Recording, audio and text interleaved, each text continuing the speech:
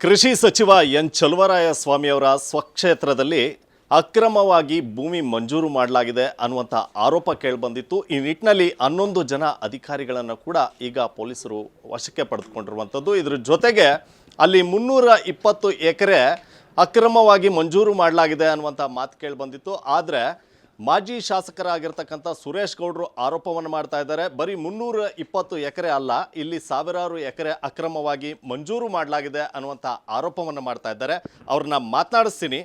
Sir, ಯಾವ ರೀತಿ ಸಾವಿರಾರು ಎಕರೆಯನ್ನು ಅಕ್ರಮವಾಗಿ ಮಂಜೂರು ಮಾಡಲಾಗಿದೆ? ನೋಡಿ, ನಾನು 2 ಬಾರಿ ಶಾಸಕನಾಗಿದ್ದರೂ ಸಹ ಸರ್ಕಾರ ಅವಕಾಶ ಕೊಟ್ಟಿದ್ದು 2018ರಿಂದ 2023ವರೆಗೆ.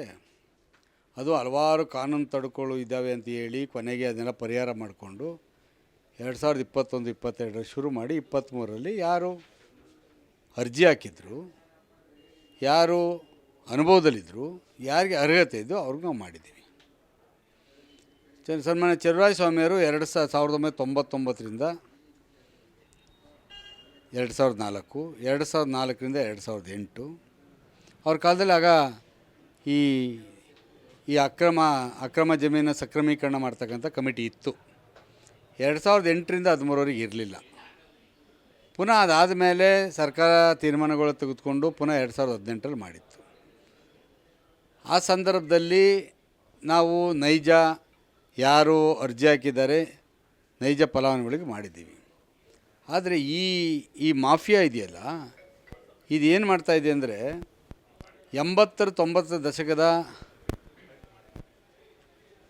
ದಾಖಲೆಗಳನ್ನ ಸೃಷ್ಟಿ ಮಾಡ್ತಾಯಿದ್ದಾರೆ. ಸೃಷ್ಟಿ ಮಾಡಿ ಆಗಿನ ಕಾಲದಲ್ಲೇ ನಮಗೆ ಸ್ಯಾಂಕ್ಷನ್ ಆಗಿತ್ತು ಅಂತಕ್ಕಂಥದ್ದನ್ನ ಸೃಷ್ಟೀಕರಣ ಮಾಡಿ ಈಗ ಇತ್ತೀಚೆಗೆ ಅವನ್ನೆಲ್ಲ RTC ಮತ್ತು ದುರಸ್ತು ಮತ್ತೊಂದು ಮಗದುಗಳನ್ನು ರೆಗ್ಯುಲರೈಸ್ ಮಾಡಿಸ್ಕೊಳ್ಳೋದಕ್ಕೆ ಪ್ರಯತ್ನ ಪಡ್ತಾ ಇರ್ತಕ್ಕಂಥದ್ದು. ಈಗ ಮಾನ್ಯ ಲೋಕಾಯುಕ್ತರು ರೈಡ್ ಮಾಡಿದ್ದಾರೆ, ಸಂತೋಷ. ಆದರೆ ನನ್ನ ಭಾವನೆ ಏನು ಅಂದರೆ ಪೊಲೀಸ್ನವರಿಂದ ಈ ತನಿಖೆ ಮಾಡಲಿಕ್ಕೆ ಕಷ್ಟ ಆಗ್ತದೆ. ಯಾಕೆಂದರೆ ರೆವಿನ್ಯೂ ಮ್ಯಾಟ್ರಸ್ ಅವ್ರಿಗೆ ಕೆಲವು ಗೊತ್ತಿರಲ್ಲ. ಅದರಿಂದ ನಾನು ಹಾಲಿ ಹೈಕೋರ್ಟ್ ನ್ಯಾಯಾಧೀಶರಿಂದ ಇಂಡಿಪೆಂಡೆಂಟಾಗಿ ಸ್ವತಂತ್ರವಾಗಿ ತನಿಖೆ ಮಾಡಬೇಕು ಅಂತ ಡಿಮ್ಯಾಂಡ್ ಮಾಡ್ತಾಯಿದ್ದೀನಿ ಸರ್ಕಾರಕ್ಕೆ. ಮಾಫಿಯಾ ಅಂದರೆ ಯಾವ ಮಾಫಿಯಾ ಸರ್? ಸರ್, ಇದು ಸಂಪೂರ್ಣವಾಗಿ ರಿಯಲ್ ಎಸ್ಟೇಟ್ ಮಾಫಿಯಾ. ಬೆನಿಫಿಷಿಯರಿ ಬೇರೆ ಇರ್ತಾನೆ, ಮಂಜೂರಾತಿ ಒಬ್ಬನ ಹೆಸ್ರಿಗೆ ಮಾಡ್ಕೊಳ್ತಾರೆ, ಅವನಿಂದ ಇನ್ನೊಬ್ಬ ಅಮಾಯಕಿಗೆ ಟ್ರಾನ್ಸ್ಫರ್ ಮಾಡ್ತಾರೆ. ಅದಾದಮೇಲೆ ಬೆನಿಫಿಷಿಯರಿ ರಿಜಿಸ್ಟರ್ ಮಾಡಿಸ್ಕೊಳ್ತಾನೆ, ಇಲ್ಲ ಅವನು ಬೇನಾಮಿ ಹೆಸರಿನಲ್ಲಿ ಮಾಡಿಸ್ಕೊಳ್ತಾನೆ. ಇದು ನಡೀತಾ ಇರ್ತಕ್ಕಂಥ ಮಾಫಿಯಾ. ನಾನು ಇವರು ಸರ್ಕಾರ ಯಾವುದೋ ಒಬ್ಬ DYSP ಕೈಯಿಂದ ತನಿಖೆ ಮಾಡಿಸ್ತೀನಿ ಮತ್ತೊಬ್ಬ ಮಾಡಿಸ್ತೀನಿ ಅಂತಕ್ಕಂಥದ್ದಲ್ಲ. ಅಥವಾ ಯಾರೋ ವಿಲೇಜ್ ಅಕೌಂಟ್ ಅಸಿಸ್ಟೆಂಟ್ಗಳು ಯಾರೋ ಒಂದಿಬ್ಬರು RIಗಳನ್ನ ವಶಕ್ಕೆ ತೆಗೆದುಕೊಂಡು ತನಿಖೆ ಮಾಡ್ತಕ್ಕಂಥದ್ದಲ್ಲ. ಅವ್ರು ಏನೇ ಮಾಡಿದ್ರು ಅಂತಿಮವಾಗಿ ಸಹಿ ಮಾಡ್ತಕ್ಕಂಥವ್ರು ಯಾರು? ತಹಸೀಲ್ದಾರು, AC ತಾನೆ. ಮತ್ತು ಅವ್ರಿಗೆ ಗೊತ್ತಿಲ್ದಂಗೆ ಹೆಂಗೆ ನಡೀತದಿದೆಯಲ್ಲ. ನಾನು ಒಂದು ಏನು ಹೇಳ್ತಾ ಇರ್ತಕ್ಕಂಥದ್ದು, ಸನ್ಮಾನ್ಯ ಸಚಿವರು ಅವರು ಗೆದ್ದ ಒಂದು ವಾರಕ್ಕೆ ಮೀಟಿಂಗ್ ತೆಗೆದುಕೊಂಡು ನಮ್ಮ ಕ್ಷೇತ್ರದಲ್ಲಿ ಸ್ಪಷ್ಟ ನಿರ್ದೇಶನ ಕೊಟ್ಟಿದ್ದಾರೆ. ನನಗೆ ಗೊತ್ತಿಲ್ಲದಂಗೆ ಒಂದು ಕಡ್ಡಿನೂ ಅಳ್ಳಾಡ್ಕೊಡ್ದು ಅಂತ. ನಿಜ, ಹಿಡಿತದಲ್ಲಿ ಇಟ್ಕೊಂಡು ಹೇಳ್ಬೇಕಾಯ್ತು ಹೇಳಿದ್ದಾರೆ. ಇವತ್ತು ಸಹ ಅವ್ರು ಹೇಳ್ದಂಗೆ ಕಡ್ಡಿ ಒಂದು ಅಳ್ಳಾಡ್ತಾ ಇಲ್ಲ.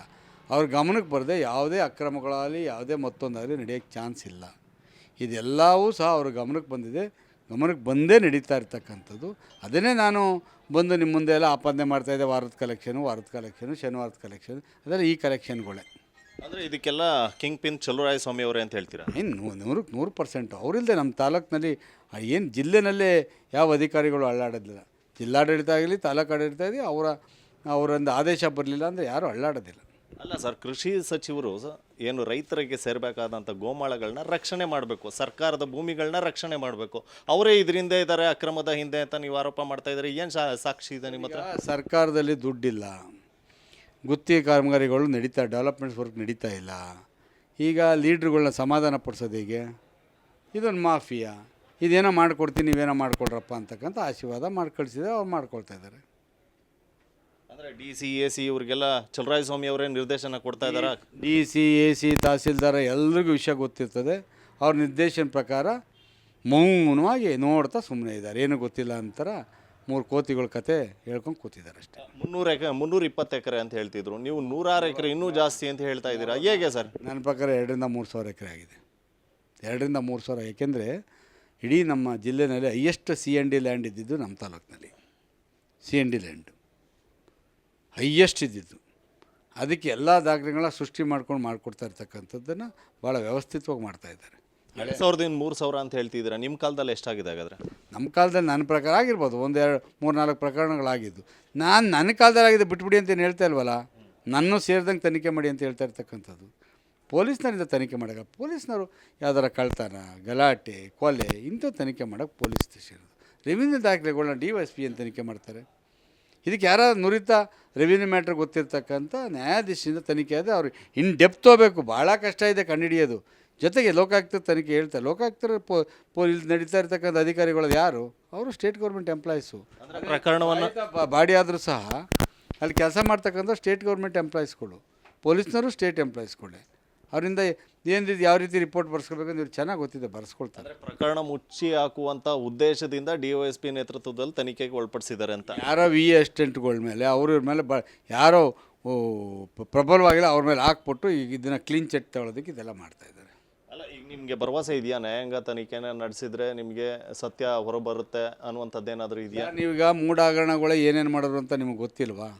ಯಾವ ರೀತಿ ಕ್ಲೀನ್ ಚಿಟ್ ಕೊಟ್ಟರು ಅಂತ ಗೊತ್ತಿಲ್ವಾ? ಇದನ್ನು ಅದೇ ಥರ ಮಾಡ್ತಾರೆ. ಅವ್ರಿಗೇನಾದರೂ ಈ ಕ್ಷೇತ್ರದ ಜನತೆ ಬಗ್ಗೆ, ಈ ಕ್ಷೇತ್ರದ ಬಗ್ಗೆ ಸ್ವಲ್ಪನಾದರೂ ಕನಿಕರ, ಈ ಕ್ಷೇತ್ರ ಕೊಟ್ಟಿರ್ತಕ್ಕಂಥ ಸ್ಥಾನಮಾನಗಳು ಗೌರವ ಅವ್ರಿಗೇನದಿದ್ದರೆ ನಿಷ್ಪಕ್ಷವಾಗಿ ತನಿಖೆ ಮಾಡಿಸ್ಲಿ, ನ್ಯಾಯಾಧೀಶದಿಂದ ಮಾಡಿಸ್ಲಿ, ತನಿಖೆ ಆಚೆಗೆ ಬರಲಿ ಎಲ್ಲ ರಿಪೋರ್ಟ್ಗಳು. ಅವಾಗ ಮಾತ್ರ ನ್ಯಾಯ ಸಿಗ್ಲಿಕ್ಕೆ ಸಾಧ್ಯ. ಇಲ್ಲಾಂದರೆ ಪಾಪ ಬಡ ರೈತನಾಗೆ ಇರ್ತಾನೆ, ಯಾರೋ ರಿಯಲ್ ಎಸ್ಟೇಟ್ ಅವ್ರು ಮಾರ್ಕೊಂಡು ಹೋಗ್ತಾ ಇರ್ತಾರೆ, ಅವನು ಭೂಮಿ ಸಿಗಲ್ಲ ಅಷ್ಟೇ. Thank you sir. ಸೊ ಇದು ಮಾಜಿ ಶಾಸಕರಾಗಿರ್ತಕ್ಕಂಥ ಸುರೇಶ್ ಗೌಡರು ಆರೋಪವನ್ನು ಮಾಡ್ತಾ ಇರುವಂಥದ್ದು. ಏನು ಅಕ್ರಮವಾಗಿ ಭೂಮಿ ಮಂಜೂರಾಗಿದೆ, ಇದರ ಹಿಂದೆ ಚಲುವರಾಯ ಸ್ವಾಮಿ ಇದ್ದಾರೆ ಅನ್ನುವಂಥ ಆರೋಪವನ್ನು ಮಾಡ್ತಾ ಇದ್ದಾರೆ. ಜೊತೆಗೆ ಬರೀ 320 ಎಕರೆ ಅಲ್ಲ, 100 ಎಕರೆ, 1000 ಎಕರೆ ನಾಗಮಂಗಲದಲ್ಲಿ ಅಕ್ರಮವಾಗಿ ಮಂಜೂರು ಮಾಡಲಾಗಿದೆ ಅನ್ನುವಂಥ ಆರೋಪವನ್ನು ಕೂಡ ಸುರೇಶ್ ಗೌಡರು ಮಾಡ್ತಾ ಇದ್ದಾರೆ. ಮಂಡ್ಯದಿಂದ ಸುನಿಲ್ ಗೌಡ, ನ್ಯೂಸ್ 18. ನಿರ್ಭೀತ, ನಿಷ್ಪಕ್ಷಪಾತ, ವಿಶ್ವಾಸಾರ್ಹ ಸುದ್ದಿಗಳಿಗೆ ಮತ್ತೊಂದು ಹೆಸರಾಗಿರೋ ನ್ಯೂಸ್ 18 ಕನ್ನಡ ಈಗ ಆಪ್ನಲ್ಲೂ ಲಭ್ಯ ಇದೆ. ದಯವಿಟ್ಟು ಇಲ್ಲಿರೋ QR ಕೋಡ್ ಅನ್ನು ಸ್ಕ್ಯಾನ್ ಮಾಡಿಕೊಂಡು ಆಪ್ ಡೌನ್ಲೋಡ್ ಮಾಡೋದಕ್ಕೆ ಮರಿಬೇಡಿ. ನಿಮ್ಮ ಬೆಂಬಲ ಹೀಗೆ ಸದಾ ನಮ್ಮೊಂದಿಗಿರಲಿ. ಧನ್ಯವಾದ.